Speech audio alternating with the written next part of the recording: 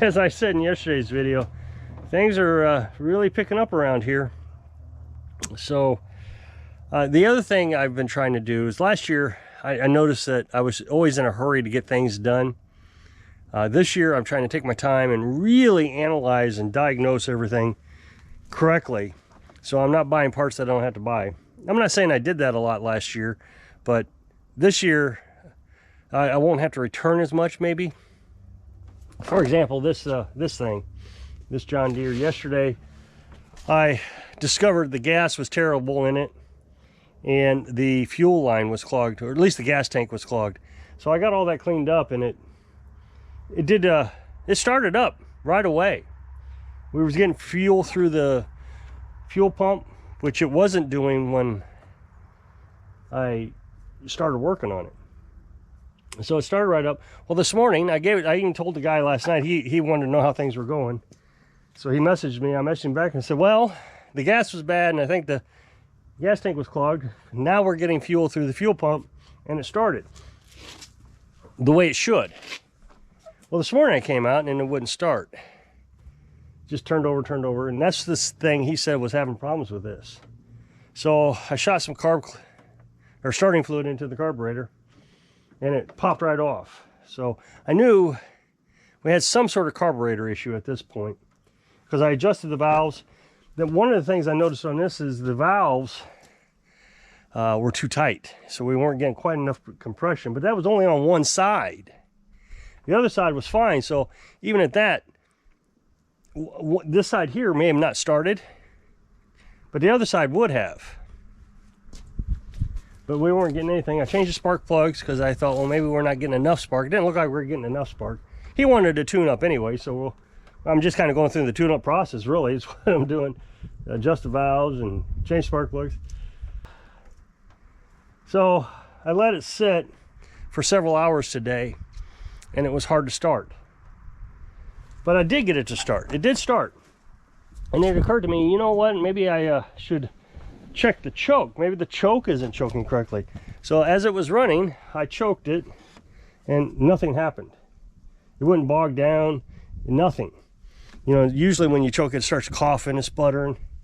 And then when I brought the lever back on full run, here's full run, it says run here, it almost sounded like it was at idle. So there was definitely something problem with it. So I came up here and was able to quickly identify that the choke wasn't choking. That choke knob there wasn't coming up. You'll see here, it'll come up now. See how that popped right up? This right here. That wasn't coming up.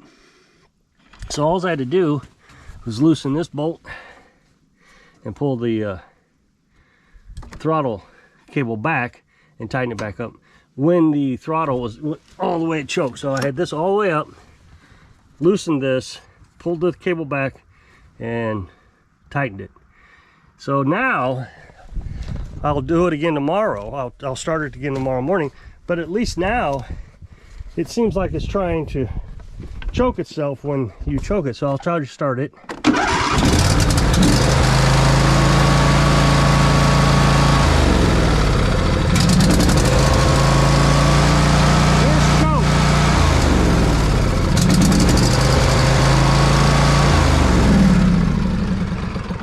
So that's a huge improvement, considering it wasn't trying to die when you choked it before I fixed it. So we'll see in the morning. I'll give it another try.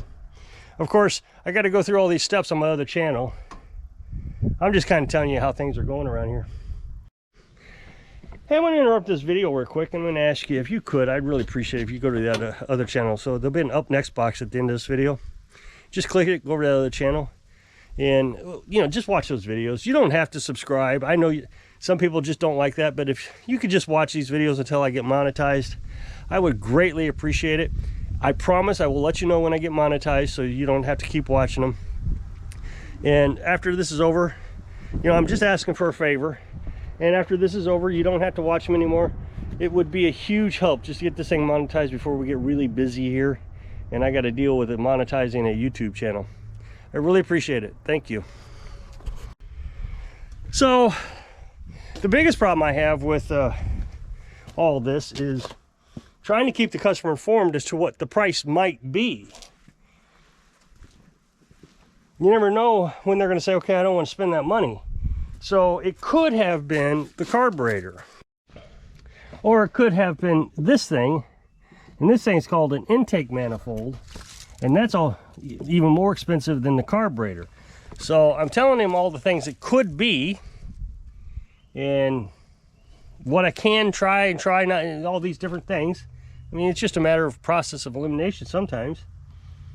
And you know, so I have to message him, and then I come down in here and I start looking and see the choke. You know, there's just all kinds of different things you got to check, but you got to keep him apprised, because you tell him a price for a tune-up, which is what I've told him, a tune-up and a belt change, and then you run into all these other problems.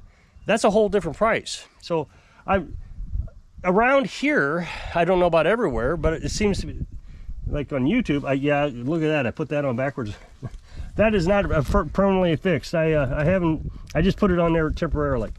I wanted to make sure the valves were adjusted, but I still got to put Permatex on it. So if you're seeing that that's upside down, I agree, it's upside down. But I did that because I wanted to adjust the valves. I still got to put Permatex on it. But I didn't want to put it on until I knew things were set correctly.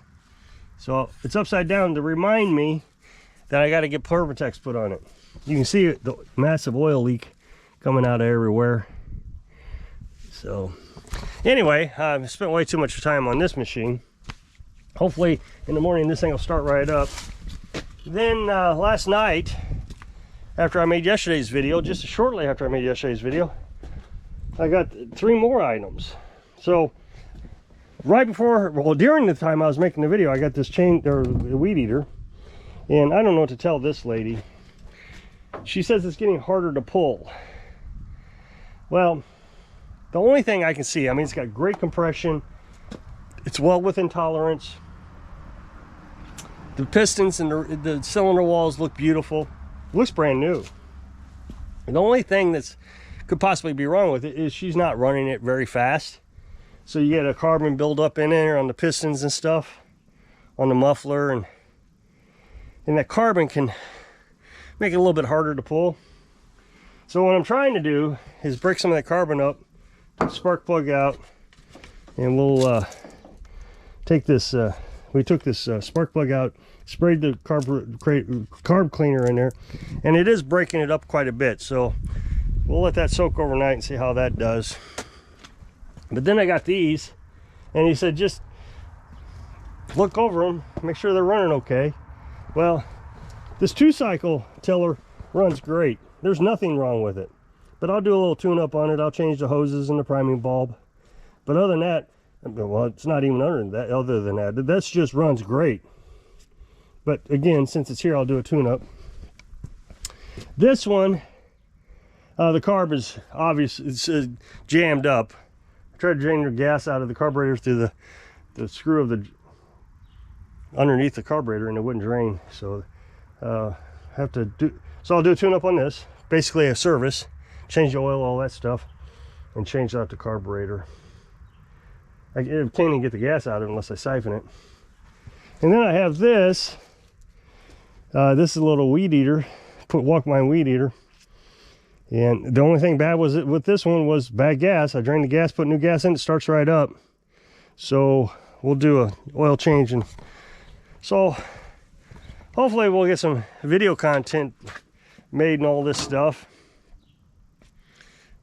Not really much I can do on this one because I've been just kind of fishing around trying to figure out what's wrong with it. So maybe when I make my video, I'll just kind of go through the steps of the things I've already done. And I've ordered a air filter for this one, and I've ordered all the parts for these.